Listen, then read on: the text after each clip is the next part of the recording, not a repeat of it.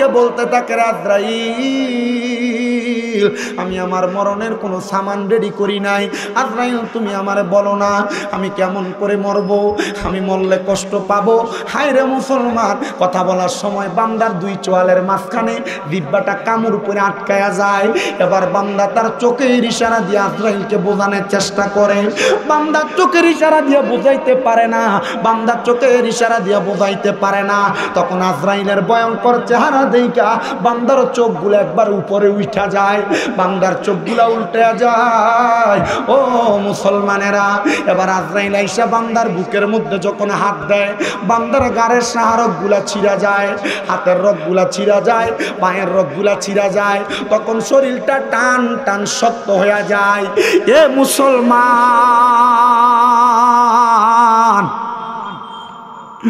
আজরাইলে যখন তোমার বুকটার মধ্যে হাতটা দিব, মনে হবে সমস্ত পৃথিবীর বড় বড় পাথর পাহাড়গুলা তোমার বুকের উপরে আইনা চাপিয়ে দিছে।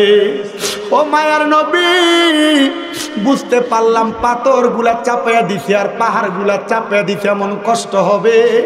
বলে কোনো মুমিনের না, এটা বেঈমান বেআমল বান্দার কষ্ট হবে। ও নবী, তখন কি বান্দা আর কষ্ট পাবে না? বলে না রে না, কষ্ট পাবে।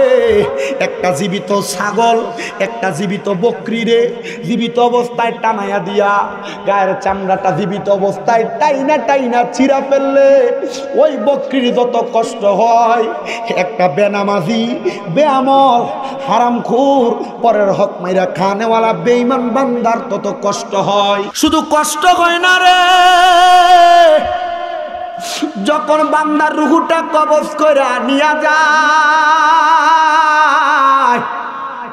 ওই বান্দার রুহুটা নেওয়ার সময় আজরাইল বান্দার সাথে এমন একটা আচরণ দেখায়, আজরাইলের নাকের মধ্যে রুমাল দ্বারা এমন ভাবে পাকড়াও করে রাখে। বান্দার রুহুটা নিয়া যখন আজরাইল তাড়াতাড়ি যায়, বান্দার রুহু আজরাইলকে বলে, রে আজরাইল তুমি কেন এত তাড়াতাড়ি আমার রুহুটা নিয়ে যাও? যদি তুমি জানতা আমার জন্য আমার আল্লাহ তাআলা কত কঠিন যন্ত্রণাদায়ক শাস্তি আযাব রেডি করে রাখছে, তাইলে তুমি আমার এত তাড়াতাড়ি নিয়ে যাইতা না আস্তে নিয়ে যাইতা?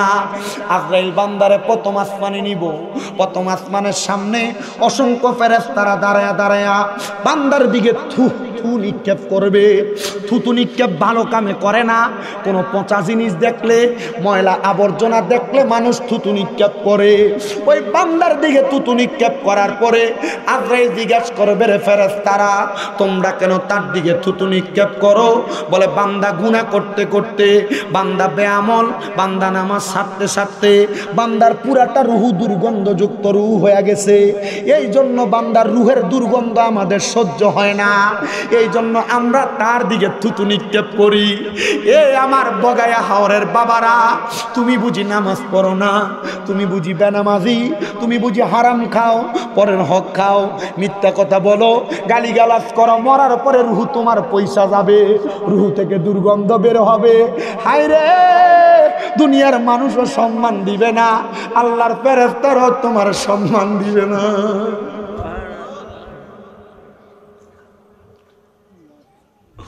ওই বান্দার ঠিকানা জাহান্নাম। বান্দারে জাহান্নামে শুধু দিবে না রে, বান্দারে জাহান্নামের মধ্যে দেওয়ার পরে ওই বান্দার জাহান্নামের মধ্যে একদিন দুই দিন না 3000 বছর বান্দারে জ্বালাইবো। মায়ার নবী, 3000 বছর যদি একটা মানুষকে জ্বালায়, ওই মানুষের শরীরে তো কিছুই থাকবে না। বলে না রে, জাহান্নামের আগুনের পাওয়ার তো দুনিয়ার আগুনের পাওয়ারের চাইতে 500 গুণ বেশি। যদি একবার জ্বলে, জ্বালানোর পরে আবার শরীর আগের মতো বানিয়ে দিব। জ্বালাইতে জ্বালাইতে বান্দারে 1000 বছর আগুনে জ্বালাইব, জাহান্নামের আগুনের রং হবে লাল কালারের। এবার আরো 1000 বছর জ্বালায়া জাহান্নামের আগুনের রং হইব সাদা কালারের। আরো 1000 বছর জ্বালায়া জাহান্নাম জাহান্নামের আগুনের রং হবে কালো কালারের। এই 3 কালারের আগুনের মধ্যে 3000 বছর জ্বালায়া বান্দারে আবার একটু মুক্তি দিবে। দুনিয়াতে চোর ধরা খাইলে ওই চোরটারে যদি মাত্র কিছুক্ষণ মারা হয়, 3 মিনিট 4 মিনিট 5 মিনিট পর বেশি মাইরের পরে চোরকে যদি কয় তুই চুরি করছস, কয় চুরি করছিস স্বীকার করে, ওই বান্দারে 3000 বছর আগুনে জ্বালায়া বান্দারে বলা হবে বান্দা কি বলবা বলো। তখন বান্দা বলবে না যে আমার মাফ করে দাও, বান্দা বলবে না আমার আযাব মাফ করে দাও, বান্দা বলবে পানি পানি পানি। 3 বার বান্দা চিৎকার করবে। 3 বার যখন চিৎকার করবে বান্দা, 3 বার চিৎকার করার পরে ওই বান্দাটা দুনিয়ার জমিন থেকে যখন ওই জায়গায় কান্না করবে, আমার নবী যখন এই কথাগুলা বলে, নবীর সাহাবায়ে কেরাম ডাক দিয়া কই ইয়া রাসূলুল্লাহ, ও মায়ার নবী, ও দয়ার নবী, রাহমাতুল লিল আলামিন নবীজি, আপনার কাছে জানতে চাই, আপনার কাছে জানতে চাই তখন কি বান্দারে পানি দেওয়া হবে না? নবী কয়লা নাম অবশ্যই পানি দেওয়া হবে। সাহাবায়ে কেরাম মুখের মধ্যে চোখে কান্না, মুখের মধ্যে অবাস্তব হাসি। নবীজি কেমন পানি দেওয়া হবে? দুনিয়ার পানির মতো মিনারেল ওয়াটার না। নবী কেমন পানি? অন্য জাহান্নামীদেরকে জাহান্নামের আগুনে জ্বালায়া পুরায়া যেই রক্ত পুষগুলা হইছে, ওই রক্ত পুষগুলা নেওয়া হবে একটা আগুনের গরম লোহার পাত্রের মধ্যে। কয়লাটা আগুনে থাকলে যেমন লাল ঝলসানো থাকে, ওই গরম লোহার পাত্রটা এমন ঝলসানো থাকবে, ওই গরম পাত্রটা ঝলসানো থাকবে। ওই পাত্রের মধ্যে গরম রক্ত এবং পুষগুলা দিবে। এগুলার হাদিসের ভাষায় কয় তিনাতুল খাবাল। ওই তিনাতুল খাবাল গুলা যখন দিবে, নবী গো তারা কি এই পানিটা পান করবে? বলে তরল পদার্থ না পায়া তারা পানিটা পান করবে নাকের মধ্যে ধইরা। পানিটা জিহ্বায় ঢালতে দেরি তাদের এই জিহ্বাটা গইলা, তাদের পেটের নাড়ি বুড়িগুলা গইলা পায়খানার রাস্তা দিয়ে টল টল করে পড়বে। রহমতের নবীর হাদিস বর্ণনাকারী বলে ওই মজলিসের মধ্যে 70 জন সাহাবায়ে কেরাম, 40 জন একসাথে বেহুশ হয়ে গেছে, 30 জন গড়াগড়ি করে কাঁদতেছে এই কথা শুই না। নবীর সাহাবায়ে কেরাম, আপনাদের তো কোনো চিন্তা নাই, আপনারা সাহাবিকান নুজুম আসমানের তারকার মতো, আপনাদের কোনো ভয় নাই, আর আপনারা কেন এমন করে কান্দেন গো? ওনারা বলেন না রে, আমাদেরকে যদি আল্লাহ তাআলা হিসাব না নেয়, কিন্তু নবীর উম্মতেরা যদি গুনাহ কইরা কবরে যায়, তাদেরকে তো কবরের মধ্যে এত কষ্ট দেওয়া হবে। এ মুসলমান, আপনারা বলেন এমন কষ্ট থেকে আমরা সবাই বাঁচতে চাই কি চাই না? আমি আল্লাহর কোরআন থেকে আপনাদের কাছে একটা আয়াতে কারিমা তেলাওয়াত করেছি, যেখানে আমার আল্লাহ তাআলা বলেন বিসমিল্লাহির রহমানির রহিম, লা ইউকাল্লিফুল্লাহু নাফসান ইল্লা উসতাহা। আমার আল্লাহ তাআলা জানায়া দেয়, বান্দা আমি আল্লাহ তাআলা কারো সাধ্যের বাহিরে কোনো কিছু তাকে চাপিয়ে দেই না। এই বগায়া হাওর এলাকায় অনেক মানুষ বিল্ডিং এর মধ্যে ঘুমায়, অনেক মানুষ বেড়ার ঘরে ঘুমায়, অনেক মানুষ টিনের ঘরের মধ্যে ঘুমায়, কিন্তু বাবারে বিল্ডিং ঘরে যেই ব্যক্তিটা ঘুমায় তার মনের মধ্যে বড় টেনশন, যদি আমার বিল্ডিংটা বগায়া হাওর এলাকায় না হইয়া আমার বিল্ডিংটা সিলেট শহরে হইতো তাইলে না জানি কত ভালো হইতো। কিন্তু বান্দা জানে না, বান্দা যদি শুকরিয়া আদায় করত, আমার আল্লাহ তাআলা বান্দার সিলেট শহরের চাইতে বগায়া হাওরে ছোট্ট ঘরেও শান্তি দান করত। অনেক মানুষ দিনে 300 টাকা কামাই করে, অনেকে 500 টাকা কামাই করে, অনেকে 1000, 1500, 2000 টাকা ইনকাম করে, কিন্তু বাবারে যেই ব্যক্তি 500 টাকা কামাই করে তার মনের মধ্যে একটা চিন্তা থাকে, আমি যদি 500 টাকা ইনকাম না কইরা বেশি ইনকাম করতে পারতাম তাইলে আমার আল্লাহ তাআলা আমারে আরো বেশি করে সুন্দর করে বাঁচার তৌফিক দিত। কিন্তু বান্দা জানে না, বান্দা যদি 500 টাকা ইনকাম করার পর আমার আল্লাহ তাআলার শুকরিয়া আদায় করত, আমার আল্লাহ তাআলা বান্দারে 500 টাকার মধ্যে 5000 টাকার বরকত দান করত। কথা কোন না ঠিক কিনা? এই জন্য আমার নবী রাহমাতুল লিল আলামিন নবী আমার জানিয়ে দেয়, উম্মতের দলেরা, দুনিয়ার জমিনের মধ্যে সেই উম্মতেরা বেঁচে আছো, তোমরা বেশি বেশি আল্লাহর শুকরিয়া আদায় করো। ও মায়ের নবী, আপনার কাছে আমি জানতে চাই গো নবী, আপনি বলেন না আল্লাহ তাআলার শুকরিয়া আদায় করলে লাভটা কি হবে?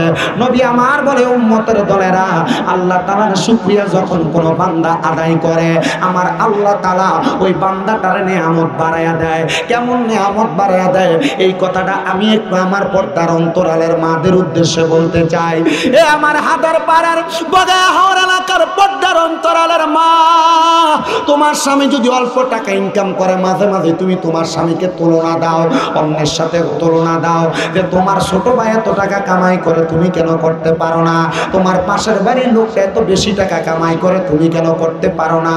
মা গো মা, মনে রাখবেন এটা কিন্তু আপনার স্বামীর হাতে না, এটা স্বয়ং আল্লাহ তাআলার হাতে। আমার আল্লাহই তো বলেছেন, আল্লাহ কারোর সাধ্যের বাহিরে কোনো কিছু চাপায়া দেয় না। আপনার স্বামী অল্প কামাই কইরা এই টাকাটা গ্রহণ করার যোগ্য, আপনার স্বামী এর চাইতে বেশি কামাই করা যোগ্য না। এই জন্য আমার আল্লাহ তাআলা আপনার এর চাইতে বেশি দেয় না। আর বেশি দিয়েছিল ফেরাউনকে, বেশি দিয়েছিল নমরুদকে। তাকে দেখেন নমরুদের যত সম্পদ, আপনার এলাকার যত বাড়ির সাথে কিচিরমিচির করে যেগুলা দেখতে পান, এগুলা তো দুনিয়ার কোনো স্বর্ণ না, এগুলা হলো ওই নমরুদের সম্পদগুলা কিচিরমিচির করে। কারণ তার বলা হয়েছিল তুমি তোমার সম্পদের জাকাত আদায় করো। সে কয় না, জাকাত আদায় করব না, আমি আমার নিজের অর্জনের সম্পদ কেন জাকাত দিব, মানুষকে প্রদান করব। আমার আল্লাহ তাআলা কয়, এ নমরুদ শুনে রাখো রে, তুমি যে আমি আল্লাহ তাআলার কাছে চ্যালেঞ্জ করতেছ, আমি আল্লাহর আদেশ মানো না, তুমি যে দুনিয়ার জমিনের মধ্যে মানুষের মাঝে দান সৎকার করো না, আমি আল্লাহ তাআলা ঘোষণা করে দিলাম অল্প কিছুক্ষণের মধ্যে তুমি নমরুদ এবং ফেরাউনের সকল সম্পদ মাটির সাথে ধূলিসাৎ হয়ে যাবে। এবার আপনারা বলেন, সম্পদ দেওয়ার মালিক তো আল্লাহ, অহংকার করলে ওই সম্পদ ধ্বংস করে দেয় একজন, তিনি কে? আল্লাহর আওয়াজটা আসতে হয়েছে, ডান হাত তুলে বলেন তিনি কে? মুহাব্বতের আওয়াজে দুই হাত তুলে বলেন আল্লাহু আকবার। মুহাব্বতের আওয়াজে কন্যা ইয়া রাসূলুল্লাহ। এ মুসলমানের দলেরা কিন্তু দুনিয়ার জমিনের মধ্যে সম্পদ নিয়ে বড়াই করতে করতে মানুষ অহংকারের তাকাব্বুরির কারণে দুনিয়াতে বাহাদুরি বাইরা যায়, তার পাওটা নিচের মধ্যে লাগে না। সম্পদের মালিক হওয়ার কারণে রাস্তা দিয়ে যাওয়ার সময় একজন আরেকজনকে সালামও দেয় না। আগে এই ব্যক্তি মানুষের কাছ থেকে ছায়া খাইতো, নতুন পয়সা হলা হওয়ার কারণে মানুষের এবার সালামও দেয় না। এবার আপনারা বলেন, এমন অহংকারী মার্কা লোক বাংলা সমাজে আছে না নাই?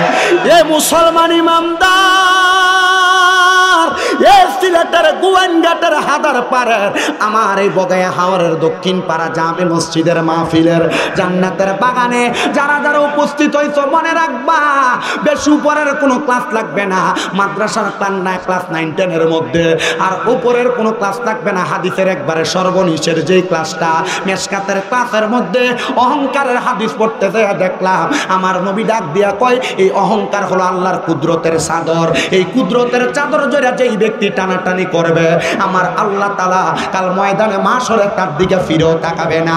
আপনার টাকা হইছে দিছে আল্লাহ, সম্পদ হইছে দিছে আল্লাহ, সন্তান হইছে দিছে আল্লাহ। যদি তাকাব্বুরি করেন আমার আল্লাহ তাআলা এই তাকাব্বুরির কারণে আপনার সকল কিছু ধ্বংস করতে আমার আল্লাহ তাআলার একটা সেকেন্ডও লাগবে না। বলে হুজুর কেমন? আল্লাহর দোহাই, আমার একটা কথা শুনলো এটা আমার কানে লেগে যায়। আপনি চিন্তা করছেন, হ্যাঁ কথা গেছে আমার কানে এসে। আপনারা গভীর মনোযোগ দিয়ে বয়ান শ্রবণ করবেন। এ মুসলমান, এই ইমানদারের দল, এই জন্য অহংকার করা যাবে না। কারণ অহংকার করেন যত ধনী হন না কেন, তাকে দেখেন অনেক ধনী মানুষটা এখন কবরের মধ্যে আছে না নাই? তার কবরের মধ্যে কি সুন্দর করে আপনারা একটা খেতা বালিশ দিছিলেন, মারা যাওয়ার পরে তার কবরের ভিতরে একটা সুন্দর কম্বল দিছিলেন, মারা যাওয়ার পরে তার কবরে একটা লাইট দিছিলেন। সে না পয়সাওয়ালা? পয়সাওয়ালার কবর যেমন গরিবের কবর তেমন। তার মানে বোঝা যায় ধনী আর গরিবের মাঝে কোনো পার্থক্য নাই রে। ওই কবরের মধ্যে আমার আল্লাহ তাআলার কাছে মানুষ এক জাত, কথা কন্যা ঠিক কিনা?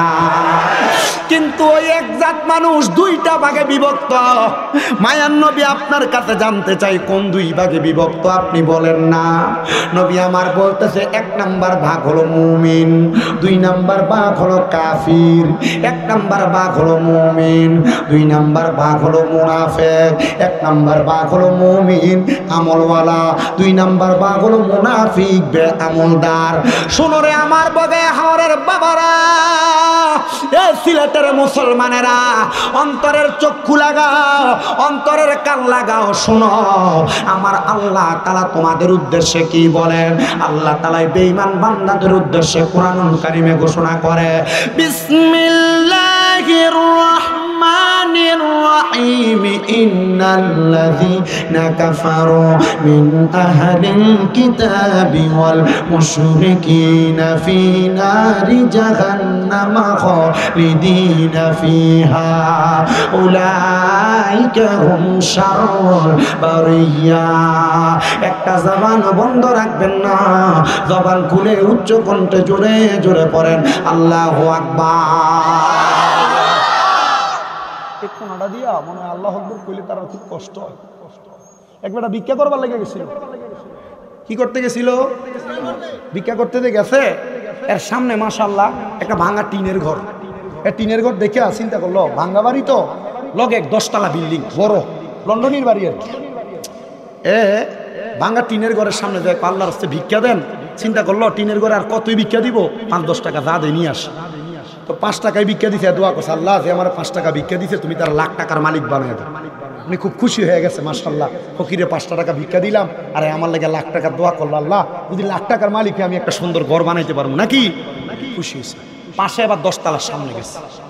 10 তলার সামনে দেখা করতেছে আল্লাহর রাস্তায় আমারও ভিক্ষা দেন। এখন 10 তলার মালিক বাইরে হয়ে এসে আরে 5 টাকা ভিক্ষা দিচ্ছে। দোয়া করছে আল্লাহ তোরও 10 লাখ লাখ টাকার মালিক বানা। 10 তলার মালিক ধমক দেয়, আমার বাড়ি দেখছ আমি কি লাখ টাকার মালিকের যোগ্য? ও না, এই বাড়ি যে বানাইছি কোটি টাকা গেছে না, যদি তুই লাখ টাকার দোয়া করলি দোয়া তো আমার কাম হইতো না, টিয়া ফেরত দে। না আপনার পাশে যে বাড়ি ভাঙা টিনের ঘরে 5 টাকা দিছিল, এই দোয়াটাই করছিলাম, তো যেমন টাকা এমন দোয়া করছি। পরে বেটা পকেট থেকে 500 টাকার নোট বাইর করে দিয়ে বাবা একটু দোয়াটা বাড়াই কর। পরে হ্যাঁ দোয়া করছে আল্লাহ তুমি তারা যা সম্পদ দিছো এর থেকে আরো বেশি সম্পদ দাও। আমি আপনারা আল্লাহু আকবার বলতে বলি আর আপনারা আল্লাহু আকবার বলেন, যে একটা আওয়াজ দেন আপনারা আওয়াজ অনুযায়ী ওয়াজ হবে। এবার সিদ্ধান্ত আপনারা। দেখি একবার কোনতে আবার আল্লাহু আকবার।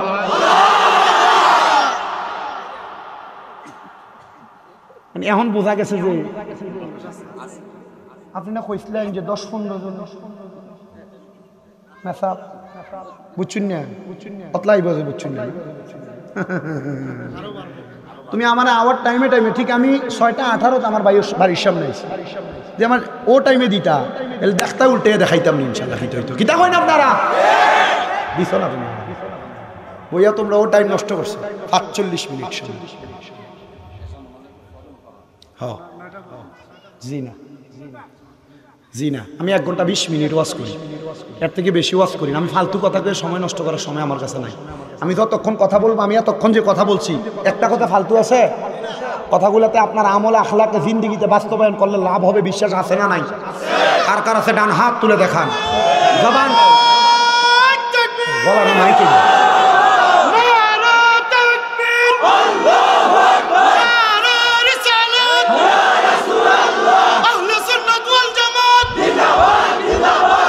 বলে দিন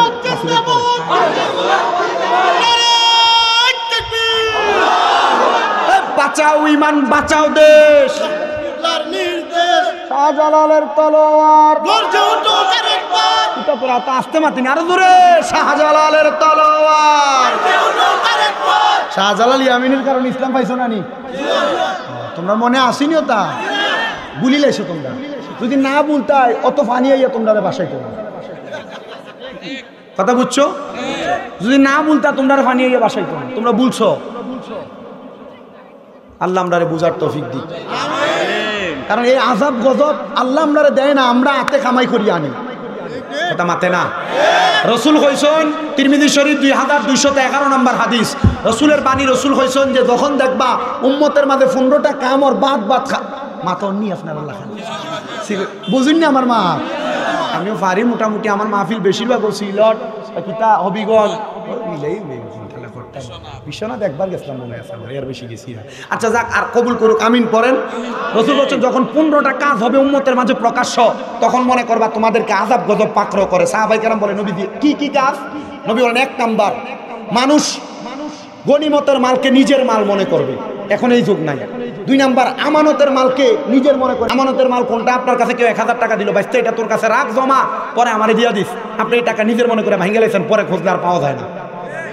3 নাম্বার, কোন পরিবারের ভিতরে যখন দেখো স্ত্রীর কথা স্বামী শুইনা চলে, মানে স্বামী স্ত্রীর বাধ্য, মানে ওই যে আমার ঘরে আমি মেম্বার হ্যাঁ, যখন দেখবা যে বউ চেয়ারম্যান আর জামাই মেম্বার, তখনই মনে করবা যে এটা কিয়ামতের আলামত, তোমাদেরকে আযাব গজব পাকড়াও করবে। রাসূল এরপরে কি নবী বলেন 4 নাম্বার, সন্তান তার মায়ের অবাধ্য হবে, মা কোনো কথা বললে ফাটতাম না বলে ফালাইয়া দিবে। 5 নাম্বার রাসূল বলে সন্তান তার বাবার অবাধ্য হবে, বাবার কথা শুনে চলবে না, এমন ভাবে বলবে বাবা কোনো পরামর্শ দিয়ে আপনি বোঝেন না, বসে থাকেন। আছে না? আছে না? 6 নাম্বার রাসূল বলেন সন্তান তার মা বাবার চাইতে বন্ধু বান্ধবকে বেশি সম্মান করবে। বহুত পোলাপান মা বাপরে বাদ দেয় না, বন্ধু বান্ধব করে লইয়া বারবিকিউ পার্টি দেয়। কথা বল না কেন? বহুত পোলাপান মা বাপরে বাদ দেয় না, বন্ধু বান্ধব নিয়ে ঘুরতে যায় খাসি জব করে খায়। আল্লাহ নবী বলছে এটা কিয়ামতের আলামত। আর যখন দেখবে এগুলা হচ্ছে, সন্তান মা বাবার চাইতে বন্ধু বান্ধবের বেশি গুরুত্ব দেয়, তখনই মনে করবা তোমাদেরকে আযাব গজব পাকড়াও করে। রাসূল বলেন শুধু এইটা না, 7 নাম্বার নবীজি কি নবীজি বলছেন 7 নাম্বার হলো মানুষ নিকৃষ্ট নিকৃষ্ট ব্যক্তিদেরকে সমাজের নেতা বানাইবে। নিকৃষ্ট ব্যক্তি কি দেখবা সুদখুররে ধরে নিয়ে মসজিদের সভাপতি বানায়, ঘুষখুররে ধরে নিয়ে মসজিদের সেক্রেটারি বানায়, এলাকার একবার বাজে লোকটারে ধরে নিয়ে মসজিদ কমিটি আর এলাকার সর্দার মাতাব্বরের দায়িত্ব দেয়। এই কথা বলেন আছে না নাই? আর সমাজের চা দোকানে বইয়া দেখবেন লম্বা লম্বা কথা বলে সুদখুর আর ঘুষখুররা, আছে না? শুধু তাই না, নবীজি বলে এরপর মানুষ একজন আরেকজনের অনিষ্টতা থেকে বাঁচার জন্য, একজন আরেকজনের অনিষ্টতা থেকে বাঁচার জন্য তাকে সম্মান করবে, সালাম দিবে। দেখবেন এমন অনেক লোক আছে এলাকায়, এরা দেখলে ডরে সালাম দেয়, আসসালামু আলাইকুম সাহেব, কিছু দিয়ে গেলে তোর উপর খোদার গুজব পুরু মাথায় না। আমার ফোনটা গেছে কি ভরিয়ে দেখো, আছে আছে আছে,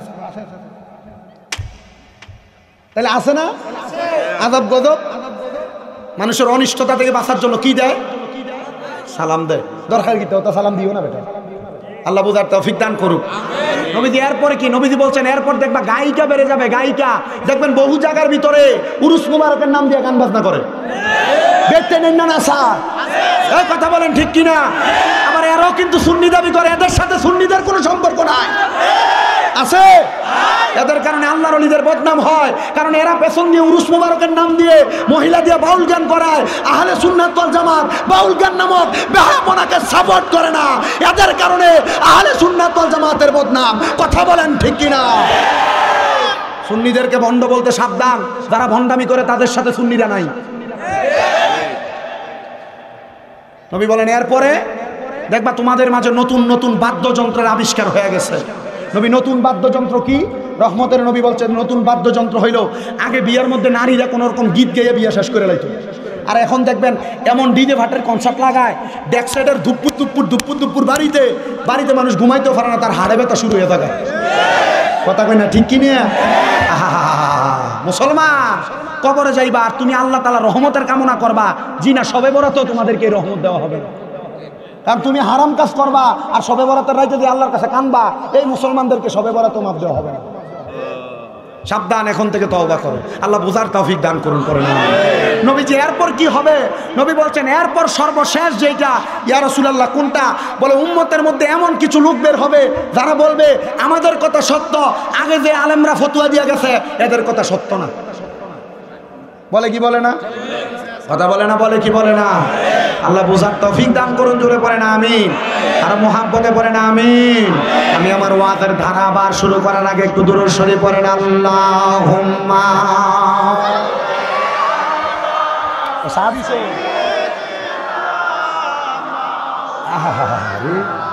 মুহাম্মাদ ওয়া আলা। মাইকটা যদি ভালোই তো কি সুন্দর ওয়াজ করলাম।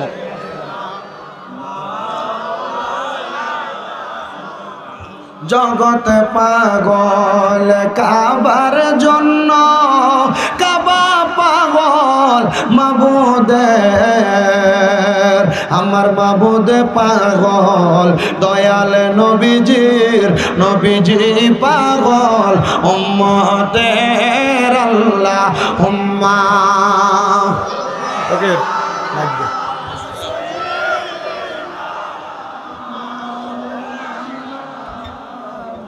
وعلى آل سيدنا এবার বলেন আযাব গজব কি আল্লাহ দেয় না আমরা কামাই করে আনি? ও মুসলমান, এজন্য পাপাচার কাজগুলা ত্যাগ করা লাগবে যেন আযাব গজব আমাদের কাছে না আসে। বলে হুজুর বুঝতে পারলাম আযাব গজব আসবে না, এরপর আমাদেরকে আরো কয়েকটা রাস্তার কথা বলে দিয়ে যান যেন আমরা আযাব গজব থেকে বেঁচে যাই। এ মাহফিল কমিটির ভাইয়েরা যারা এখানে দাঁড়ায় আছেন, একজনকেও বসতে বলবেন না, আপনি নিজ দায়িত্বে নিজে বসেন, অন্যকে বসাতে বলার দরকার নাই। যার মন চাইবে তারা নিজে আসবে, এখানে কাউকে ডাইকাই না বসাই নাই, এমনি এমনি নবীর প্রেমের বিনবাসীর আওয়াজ শুই না চলে আসছে। ও মুসলমান, এবার বলেন কবরে যে যাব ওই কবর কথাটা কি সত্য না মিথ্যা? কিন্তু মুসলমান, ওই কবরে জানেওয়ালা ব্যক্তির জাত হইল দুইটা, একটা মুমিন একটা মুনাফিক, একটা মুমিন একটা বেনামাজি, একটা মুমিন একটা হারামখোর, একটা মুমিন একটা সুদখোর, একটা মুমিন একটা মিথ্যুক, একটা মুমিন একটা গালিগালাজ করনেওয়ালা, একটা মুমিন একটা সমাজে ফায়সা কথা বলনেওয়ালা, একটা মুমিন আর একটা হইল মানুষের সম্পদ দখল করনেওয়ালা। এই দুই জাতের মানুষের দুইটা ধরন হবে মরার পরে। আমি আমার এই কথাগুলা বইলা আপনাদের কাছ থেকে বিদায় নিয়ে চলে যাব রে বাবারা। ওই মুমিন মুসলমানের অবস্থাটা কেমন হবে শুইনালো, আর বেঈমানের অবস্থা কেমন হবে শুইনালো। এ বগায়া হাওরের বাবারা, আপনাদের এলাকার কত মানুষ মারা যায়, মারা যাওয়ার সময় বিছানায় প্রস্রাব পায়খানা করে দেয়। কত মানুষ মারা যায়, মারা যাওয়ার সময় জিহ্বায় কামড় দিয়ে মারা যায়। কত মানুষ মারা যায়, মারা যাওয়ার সময় নাকে মুখে দিয়ে রক্ত বের হয়। কত মানুষ মারা যায়, মারা যাওয়ার সময় চোখগুলা উল্টে দেয়। কত মানুষ মারা যায়, মারা যাওয়ার সময় মানুষগুলা দুনিয়ার জমিনের মধ্যে আঘাতপ্রাপ্ত হয়ে মারা যায়। আপনারা বলেন এমন অবস্থা আছে না নাই? এ মুসলমান, একটা বারও কি চিন্তা করেছো ওদের কষ্ট পেয়ে মারা যায় কারা? বলে কোনো বেঈমান বেআমল খারাপ লোক বাজে লোক যদি মারা যায়, তার মারা যাওয়ার সময় আমার আল্লাহ তাআলা আজরাইল আলাইহিস সালাতু ওয়াস সালামের আগে দুইটা ফেরেশতা ওই বেঈমান বেআমল বান্দার সামনে পাঠায়। ওই দুইটা ফেরেশতার চোখের কালারটা হয় নীল কালার। কি কালার? নীল বর্ণের কালার হয়। ওই চোখগুলা নিয়ে যখন ফেরেশতারা দাঁড়ায় যায়, এবার ওই চোখগুলা নিয়ে দাঁড়ানোর সাথে সাথে বান্দাটা ওই বান্দার চেহারার দিকে তাকায়া, ফেরেশতার দিকে তাকায়া বয়ে বিছানার মধ্যে প্রস্রাব পায়খানা করে দেয়। হায় রে মুসলমান ইমানদারেরা, তখন তুমি যদি প্রস্রাব পায়খানা করে দাও মরার সময়, তাইলে মানুষ মনে করবে মনে হয় আজরাইলের আগে ওই দুইটা ফেরেশতার চেহারা দেখে মারা গেছে। না রে মুসলমান, এরপরে আমার আল্লাহ পাক রব্বুল আলামিন একটা বান্দার সামনে আমার আল্লাহ তাআলা একটা না দুইটা না তিনটা না, একটা না দুইটা না তিনটা না, আজরাইল আলাইহিস সালাতু ওয়াস সালামকে ডাইরেক্ট পাঠিয়ে দেয়। আজরাইল তার রূহ কবজ করার জন্য বান্দার সঙ্গে কথোপকথন করার চেষ্টা করে। ওই সময় বান্দা আজরাইলকে বলতে থাকে, আজরাইল আমি আমার মরণের কোনো সামান রেডি করি নাই। আজরাইল তুমি আমারে বলো না আমি কেমন করে মরবো, আমি মরলে কষ্ট পাবো। হায় রে মুসলমান, কথা বলার সময় বান্দার দুই চোয়ালের মাঝখানে দিব্যাটা কামড় উপরে আটকায়া যায়। এবার বান্দা তার চোখের ইশারা দিয়ে আজরাইলকে বোঝানোর চেষ্টা করে। বান্দা চোখের ইশারা দিয়ে বোঝাইতে পারে না, বান্দা চোখের ইশারা দিয়ে বোঝাইতে পারে না। তখন আজরাইলের ভয়ঙ্কর চেহারা দেখা বান্দার চোখগুলো একবার উপরে উঠা যায়, বান্দার চোখগুলা উল্টে যায়। ও মুসলমানেরা, এবার আজরাইল আইসা বান্দার বুকের মধ্যে যখন হাত দেয়, বান্দার গাড়ের রগগুলা ছিঁড়া যায়, হাতের রগগুলা ছিঁড়া যায়, পায়ের রগগুলা ছিঁড়া যায়। তখন শরীরটা টান টান শক্ত হয়ে যায়। এ মুসলমান,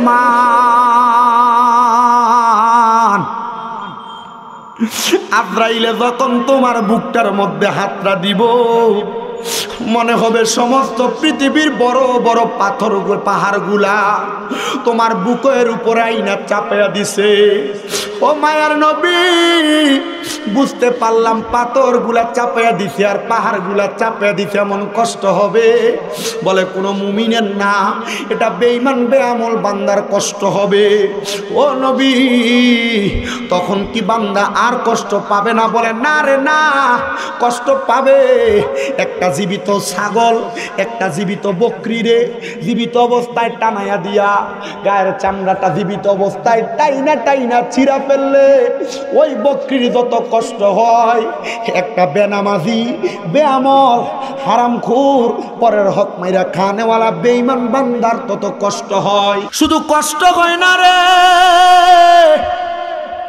যখন বান্দার রুহুটা কবজ করে নিয়ে যায়, ওই বান্দার রুহুটা নেওয়ার সময় আজরাইল বান্দার সাথে এমন একটা আচরণ দেখায়, আজরাইলের নাকের মধ্যে রুমাল দ্বারা এমন ভাবে পাকড়াও করে রাখে। বান্দার রুহুটা নিয়া যখন আজরাইল তাড়াতাড়ি যায়, বান্দার রুহু আজরাইলকে বলে, রে আজরাইল, তুমি কেন এত তাড়াতাড়ি আমার রুহুটা নিয়ে যাও? যদি তুমি জানতা আমার জন্য আমার আল্লাহ তাআলা কত কঠিন যন্ত্রণাদায়ক শাস্তি আযাব রেডি করে রাখছে, তাইলে তুমি আমার এত তাড়াতাড়ি নিয়ে যাইতা না আস্তে নিয়ে যাইতা? আজরাইল বান্দারে প্রথম আসমানে নিব, প্রথম আসমানের সামনে অসংখ্য ফেরেশতারা দাঁড়ায়া দাঁড়ায়া বান্দার দিকে থু থু নিক্ষেপ করবে। থুতু নিক্ষেপ ভালো কামে করে না। কোনো পচা জিনিস দেখলে, ময়লা আবর্জনা দেখলে মানুষ থুতু নিক্ষেপ করে। ওই বান্দার দিকে থুতু নিক্ষেপ করার পরে আজরাইল জিজ্ঞাসা করবে, রে ফেরেশতারা, তোমরা কেন তার দিকে থুতু নিক্ষেপ করো? বলে, বান্দা গুনাহ করতে করতে, বান্দা বেআমল, বান্দা নামাজ ছাড়তে ছাড়তে বান্দার পুরাটা রুহু দুর্গন্ধযুক্ত রুহু হয়ে গেছে। এই জন্য বান্দার রুহের দুর্গন্ধ আমাদের সহ্য হয় না, এই জন্য আমরা তার দিকে থুতু নিক্ষেপ করি।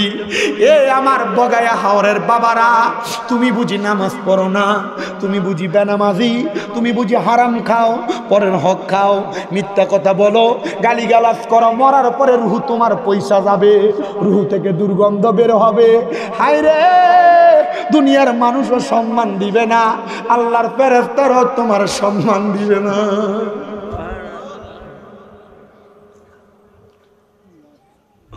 ওই বান্দার ঠিকানা জাহান্নাম। বান্দারে জাহান্নামে শুধু দিবে না রে, বান্দারে জাহান্নামের মধ্যে দেওয়ার পরে ওই বান্দার জাহান্নামের মধ্যে একদিন দুই দিন না 3000 বছর বান্দারে জ্বালাইবো। মায়ার নবী 3000 বছর যদি একটা মানুষকে জ্বালায়, ওই মানুষের শরীরে তো কিছুই থাকবে না। বলে, না রে, জাহান্নামের আগুনের পাওয়ার তো দুনিয়ার আগুনের পাওয়ারের চাইতে 500 গুণ বেশি। যদি একবার জ্বলে, জ্বালানোর পরে আবার শরীর আগের মতো বানিয়ে দিব। জ্বালাইতে জ্বালাইতে বান্দারে 1000 বছর আগুনে জ্বালাইব, জাহান্নামের আগুনের রং হবে লাল কালারের। এবার আরো 1000 বছর জ্বালায়া জাহান্নামের আগুনের রং হইব সাদা কালারের। আরো 1000 বছর জ্বালায়া জাহান্নামের আগুনের রং হবে কালো কালারের। এই 3 কালারের আগুনের মধ্যে 3000 বছর জ্বালায়া বান্দারে আবার একটু মুক্তি দিবে। দুনিয়াতে চোর ধরা খাইলে ওই চোরটারে যদি মাত্র কিছুক্ষণ মারা হয়, 3 মিনিট 4 মিনিট 5 মিনিট পর বেশি মাইরের পরে চোরকে যদি কয় তুই চুরি করছস, কয় চুরি করছিস, স্বীকার করে, ওই বান্দারে 3000 বছর আগুনে জ্বালায়া বান্দারে বলা হবে, বান্দা কি বলবা বলো? তখন বান্দা বলবে না যে আমার মাফ করে দাও, বান্দা বলবে না আমার আযাব মাফ করে দাও, বান্দা বলবে পানি পানি পানি। 3 বার বান্দা চিৎকার করবে। 3 বার যখন চিৎকার করবে বান্দা, 3 বার চিৎকার করার পরে ওই বান্দাটা দুনিয়ার জমিন থেকে যখন ওই জায়গায় কান্না করবে, আমার নবী যখন এই কথাগুলা বলে, নবীর সাহাবায়ে কেরাম ডাক দিয়া কই, ইয়া রাসূলুল্লাহ, ও মায়ার নবী, ও দয়ার নবী, রাহমাতুল লিল আলামিন নবীজি, আপনার কাছে জানতে চাই, আপনার কাছে জানতে চাই, তখন কি বান্দারে পানি দেওয়া হবে না? নবী কয়লা নাম, অবশ্যই পানি দেওয়া হবে। সাহাবায়ে কেরাম মুখের মধ্যে চোখে কান্না, মুখের মধ্যে অবাস্তব হাসি। নবীজি কেমন পানি দেওয়া হবে? দুনিয়ার পানির মতো মিনারেল ওয়াটার না। নবী কেমন পানি? অন্য জাহান্নামীদেরকে জাহান্নামের আগুনে জ্বালায়া পুরায়া যেই রক্ত পুষগুলা হইছে, ওই রক্ত পুষগুলা নেওয়া হবে একটা আগুনের গরম লোহার পাত্রের মধ্যে। কয়লাটা আগুনে থাকলে যেমন লাল ঝলসানো থাকে, ওই গরম লোহার পাত্রটা এমন ঝলসানো থাকবে, ওই গরম পাত্রটা ঝলসানো থাকবে। ওই পাত্রের মধ্যে গরম রক্ত এবং পুষগুলা দিবে। এগুলার হাদিসের ভাষায় কয় তিনাতুল খাবাল। ওই তিনাতুল খাবালগুলা যখন দিবে, নবী গো তারা কি এই পানিটা পান করবে? বলে তরল পদার্থ না পায়া তারা পানিটা পান করবে নাকের মধ্যে ধইরা। পানিটা জিহ্বায় ঢালতে দেরি তাদের এই জিহ্বাটা গইলা, তাদের পেটের নাড়ি বুড়িগুলা গইলা পায়খানার রাস্তা দিয়ে টল টল করে পড়বে। রহমতের নবীর হাদিস বর্ণনাকারী বলে ওই মজলিসের মধ্যে 70 জন সাহাবায়ে কেরাম, 40 জন একসাথে বেহুশ হয়ে গেছে, 30 জন গড়াগড়ি করে কাঁদতেছে এই কথা শুই না। নবীর সাহাবায়ে কেরাম, আপনাদের তো কোনো চিন্তা নাই, আপনারা সাহাবিকান নুজুম আসমানের তারকার মতো, আপনাদের কোনো ভয় নাই, আর আপনারা কেন এমন করে কান্দেন গো? ওনারা বলেন না রে, আমাদেরকে যদি আল্লাহ তাআলা হিসাব না নেয়, কিন্তু নবীর উম্মতেরা যদি গুনাহ কইরা কবরে যায়, তাদেরকে তো কবরের মধ্যে এত কষ্ট দেওয়া হবে। এ মুসলমান, আপনারা বলেন এমন কষ্ট থেকে আমরা সবাই বাঁচতে চাই কি চাই না?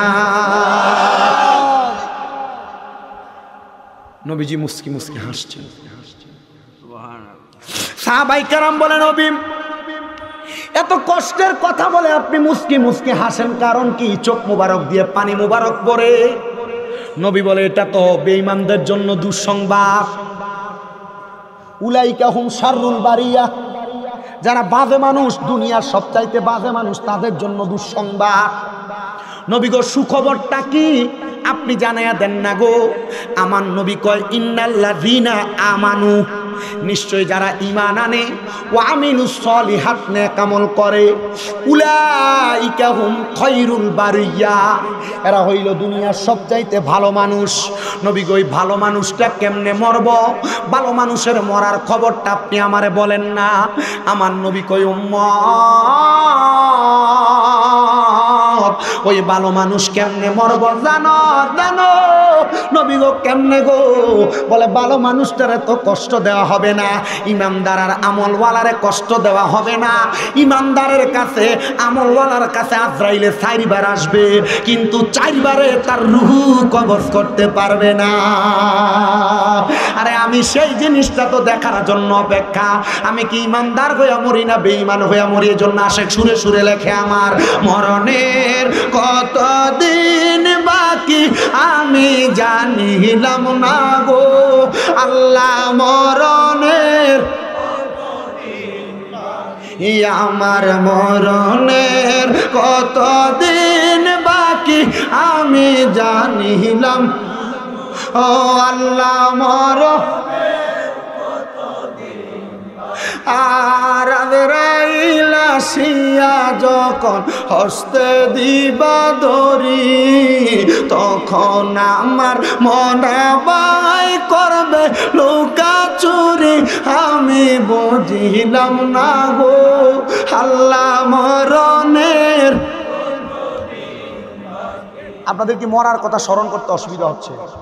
নবীজির হাদিস শিখিয়ে দেয়। নবীজি বলছেন, যেই উম্মত দৈনিক 20 বার মরার কথা স্মরণ করবে, ওই দিন যদি তার মরণ হয়, তার মরণটা শহীদের মরণ হবে। তাহলে দৈনিক সর্বনিম্ন কয়বার মরার কথা স্মরণ করবে? 20 বার স্মরণ করলে ওই দিন মারা গেলে কি মরণ হবে?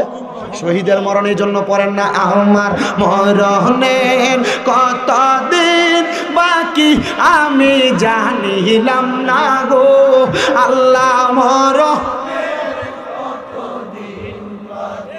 আর 40 দিনের আগে বাইরে মতের নিশানি, সেই জায়গায় যার মরণ লেখা, সেই জায়গায় সে মরে, আমি বুঝিলাম না রে, আল্লাহ মরণের। জোরে কন্যা মারহাবা। সাহাবায়ে কেরাম কই, নবী গো, ও দয়ার নবী, মায়ার নবী, তাইলে আজরাইলে আসবো 4 বার কেমনে?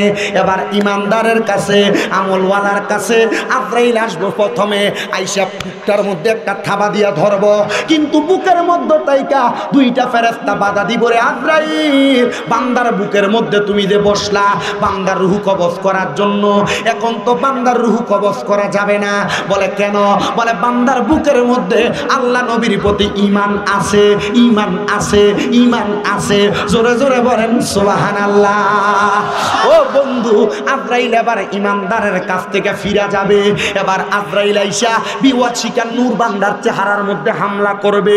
বান্দার চেহারায় হামলা করলে এই বান্দার কপালের মধ্য থেকে আওয়াজ আসবে, আজরাইল বান্দার কপাল দিয়া রুহু বাহির কইরো না।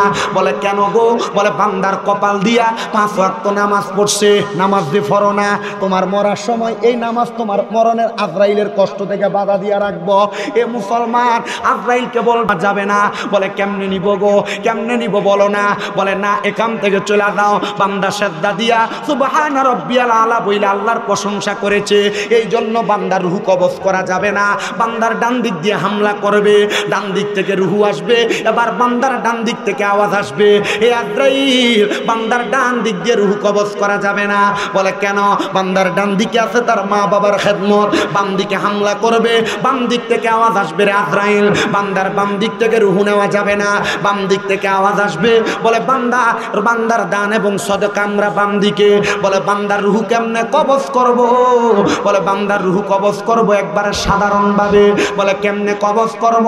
বলে ইমানদার যারা ইন্তেকাল করার সময় কালিমা পড়বে তারা।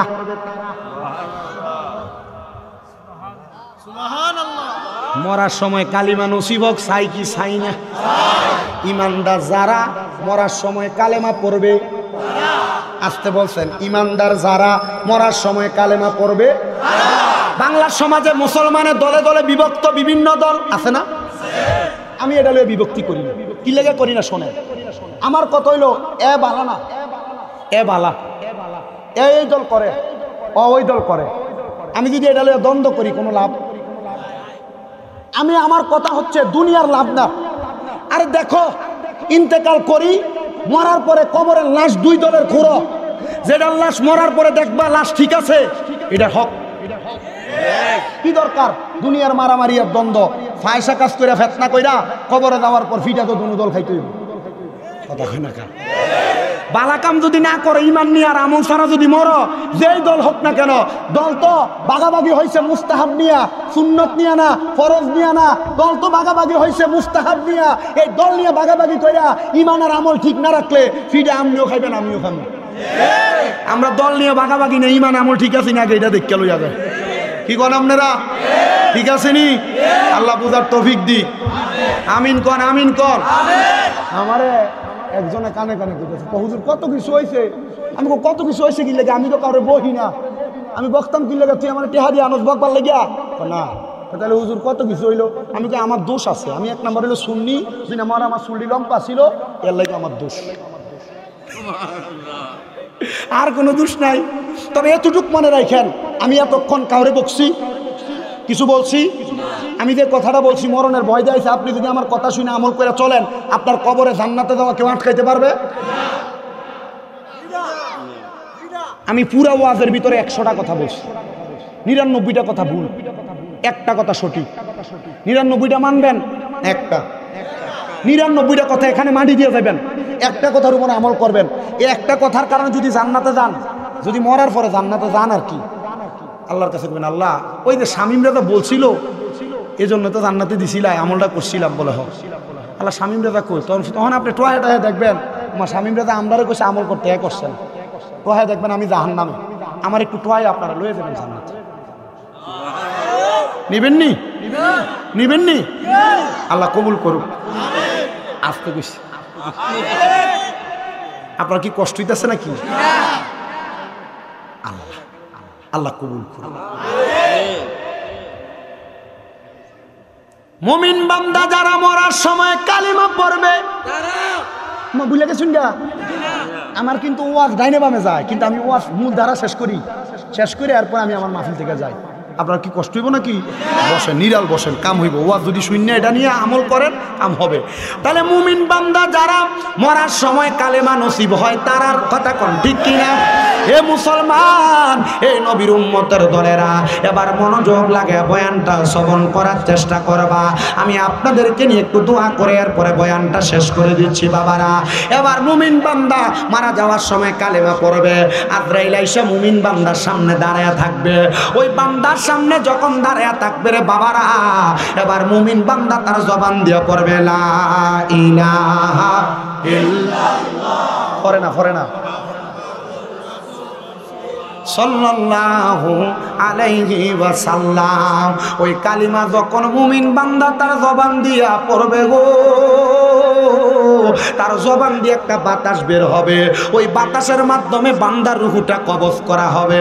নবী গো বেঈমান না, ওই জীবিত বকরির মতো কষ্ট পাইছে, মুমিন বান্দা কি কষ্ট পাবে না? বলে না রে, মুমিন বান্দা কষ্ট পাবে না। বলে কেন? ছোট্ট একটা বাচ্চা দুধের জন্য কান্নাকাটি করলে তার মা তার মাথার মধ্যে হাত বুলে দিলে ওই বাচ্চা যেমন ভাবে আরামসে ঘুমায়া যায়, মুমিন বান্দা এমন আরামসে ঘুমায়া যায়, মুমিন বান্দা মরার খবর টের পাবে না। চিন্তা করে দেখছেন, আপনি যদি মুমিন হন মরার কষ্ট আপনি পাবেন না, টেরই তো পাবেন না, আর মরার কষ্ট পাবেন অনেক দূরের কথা। আপনি কষ্টই তো পাবেন না, মরছেন যে এটা টেরই পাবেন না। আপনার রুহ নিয়া যাবে।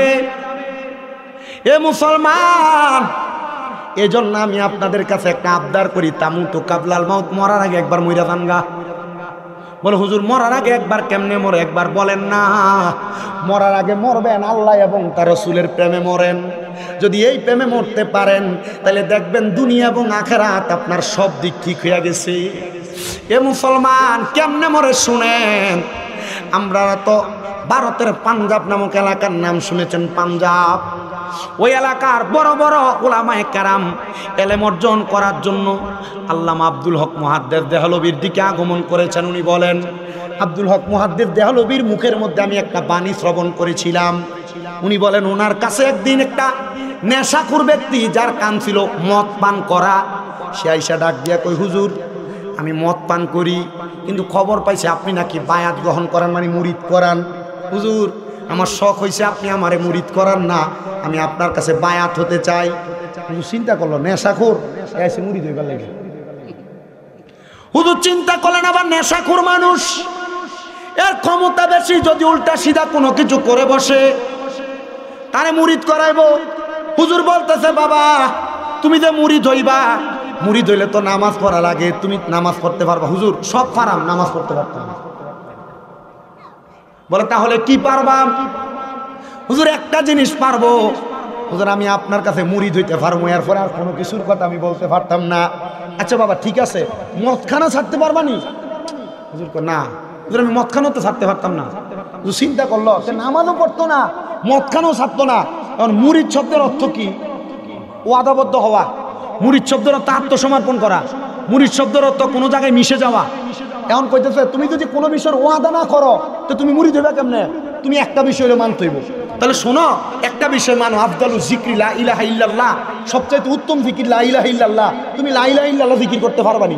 হুজুর নামাজ দো না, এমনি জিকির তো কহ। হুজুর ফাইরাম, হুজুর মুরিদ করাইছে এই শর্ত, এ জিকির করবো কি? কথা কয় না তো, জিকির করবো কি? হুজুর শর্ত দিয়ে তারে মুরিদ করাইছে। হুজুর কয় যাক কোনো রকম হাত লইলই চললো, এ চলে গেছে। এখন এ হুজুরের বাড়ি থেকে এর বাড়ি পর্যন্ত যাইতে সময় মোটামুটি অনেক লাগে। চিন্তা করলো হুজুরের এখান থেকে যেহেতু আসছি, আজকে এখনো নেশাটা করি নাই, মদরা খাইয়া এরপরে বাড়িতে যায়। লা ইলাহা ইল্লাল্লাহ জিকির করতেছে আর মদ খাইতে যাইতেছে। আল্লাহর কি কুদরত, এ মদের বাটিখানার সামনে দিয়ে দেখে মদের বাটিখানা বন্ধ, মদের বাটিখানা বন্ধ।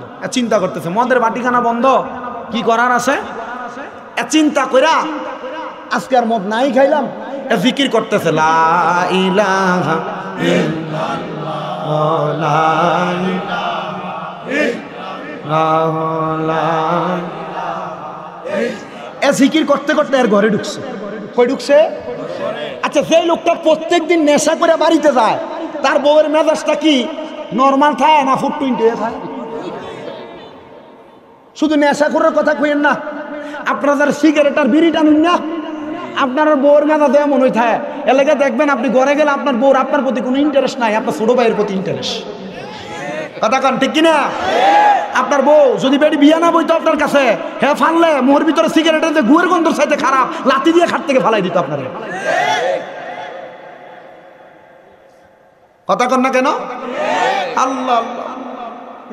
এখন এই ব্যক্তির স্ত্রী খুব খুশি হয়ে গেছে, কিরে আমার স্বামী অন্যদিন নেশা করে আসে, আজকে নেশা করে আসে নাই, লা ইলাহা ইল্লাল্লাহ জিকির করতে করতে আইতাছে, তার মানে আমার স্বামী হেদায়েত হয়ে গেছে। মারহাবা কন। আসলে হেদায়েত হইছে না হুদা লা ইলাহা ইল্লাল্লাহ জিকিরে তালিম নিয়ে চলেছে? লা ইলাহা ইল্লাল্লাহ জিকিরের তালিম নিয়ে আইসা এরা এবার স্ত্রী ভাত বেড়ে দেয়, অন্যদিন নেশা করে আয় দেখে ভাতও বাইরে দেয় নাই, নিজের মতো করে ঘুমা। নেশা করে তো কোনো দেখ ধর্ম নাই আছে, ঘুমাইতেছে। স্ত্রী আবার এই দিন রাত্রে আর খুশিতে ঘুমায় না, হারে আমার জামাই হেদায়েত হয়ে গেছে গা। স্ত্রী অন্যদিকে ফিরে ঘুমাইতেছে, হঠাৎ করে ওই স্বামীটা ঘুম থেকে লাফ দিয়ে উঠছে। ঘুম থেকে লাফ দিয়ে উইটা ওই স্বামীটা হঠাৎ করে ডাক দিয়া বলতেছে, আমার স্ত্রী আমি বড় ভয় পাইছি রে। এ স্বামী আপনি না জিকির করতে করতে ঘুমাইছেন, আপনি ভয় পাইলেন কেমনে? এবার স্ত্রী বলেন, আমি তাকে দেখলাম আমার স্বামীর পুরাটা কপালের মধ্যে চিকন চিকন ঘাম দেয়, ভয় পাইলে যে ঘামটা আসে। আমি আমার স্বামীকে জিজ্ঞাসা করলাম, তোমার শরীরে এমন চিকন ঘাম কেন দেখা যায়? বলে চিকন ঘাম এমনি দেখা যায় না, এই কারণে স্বাভাবিকভাবে দেখা যায় না। স্ত্রী জানো, আমি যখন ঘুমাইছি, আমি ঘুমানোর পরে স্বপ্ন দেখলাম কে জানি আমার ঘুম থেকে আলগি দিয়া তুইলা নিয়া প্রবল স্রোত বইতেছে, একটা স্রোতলা নদীর মধ্যে ধাক্কা দিয়ে ফেলে দিছে। আর আমি স্রোতের পানির মধ্যে সুবা খাইতে খাইতে আমি স্রোতের সাথে বাইসা বাইসা চইলা যাইতেছি। এ স্বামী আপনি তো কোনোদিন লা ইলাহা ইল্লাল্লাহ জিকির করতে দেখলাম না, আপনি কেন জিকির করছেন? কারণটা একটু বলেন তো আগে শুনি। বলতেছে, কারণ হইল আমি গেছিলাম অমুক জায়গায় হুজুরের কাছে বায়াত নিতে, হুজুর আমাকে বলেছে আমি যেন লা ইলাহা ইল্লাল্লাহ জিকির করি, তবে আমি নামাজ পড়তে পারতাম না। স্ত্রী কইরা কেমন হুজুর গো, বায়াত করাইলো কিন্তু নামাজের অনুমতি দিল না, নামাজ না পড়লে চলব বইলা দিছে। ওই স্বামী ডাক দিয়ে কই, স্ত্রী আমি আমার পুরাটা স্বপ্ন তোমার বর্ণনা করি, আর পরে তুমি তোমার কথা বইলো। বলে স্বামী আপনি আপনার বর্ণনা প্রদান করেন। এবার বর্ণনা দিতেছি, স্ত্রী শুনে নাও। এক নাম্বার, আমি যখন স্বপ্নটা দেখলাম, আমি দেখলাম আমার স্বপ্নের মধ্যে আমি যখন পানিতে বাইসা চইলা যায়, ওই আসমান থেকে 5টা দড়ি আমার দিকে আসছে। আমি একটা দড়িতে বাঁচার জন্য ধরলাম, ধরার পরে দেখলাম আমি পানির নিচে চলে যাচ্ছি। আর একটা দড়ির মধ্যে ধরলাম, ধরার পরে দেখলাম আমি নিচে চলে যাচ্ছি। এমন ভাবে 4টা দড়িতে ধরলাম, ধরার পরে যখন দেখলাম আমি নিচে চলে যাচ্ছি, আমি চিন্তা করলাম আর একটা দড়ি তো বাকি, ওইটা দড়ি দেখি আমি বাঁচতে পারি কিনা।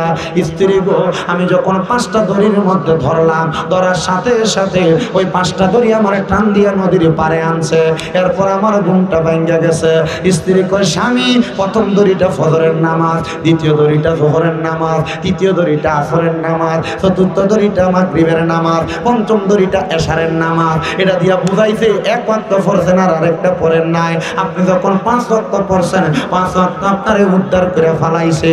এটা দিয়া বুঝাইছে আপনি যদি 5 ওয়াক্ত নামাজ পড়েন, আপনারে আমার আল্লাহ তাআলা এমন ভাবে টান দিয়া জাহান্নামের আগুন থেকে বাঁচাইব। এবার আপনারা বলেন, এমন হেদায়েতের রাস্তা আমরা সবাই গ্রহণ করতে চাই কি চাই না? এই এলাকায় বহুত সম্পদওয়ালা আছে, বহুত টাকাওয়ালা আছে, তবে আমি এই এলাকার কয়েকজন মানুষের মধ্যে আমি অল্প কয়েকজন মানুষ চাইবো। বাবা মুনাজাতের আগে আমি মুসাফির মানুষ, আমি উমরা হজ করে আসছি, বেশি দিন হয় না। আপনাদের সবার জন্য কাজ করে দোয়া করব। 1 নম্বরে একটা মানুষ শুধু হাতটা বাড়ায় বলবেন, হুজুর আমি এই মসজিদের জন্য 5,000 টাকা নগদ 2,000 টাকা করে 5,000 টাকা করে দান করব। এমন যদি থাকেন কয়েকজন হাতটা বাড়াইবেন, আপনাদের জন্য বেশি করে দোয়া করা হবে। আসেন নাকি নগদ 2,000 5,000 করে টাকা দিবেন। 1 নাম্বার কে দিবেন? আপনার মার জন্য দোয়া করা হবে। 2 নাম্বার কে দিবেন? আপনার বাবার জন্য দোয়া করা হবে। বংশের কোমরের আযাব মাপ চেয়ে দোয়া করা হবে।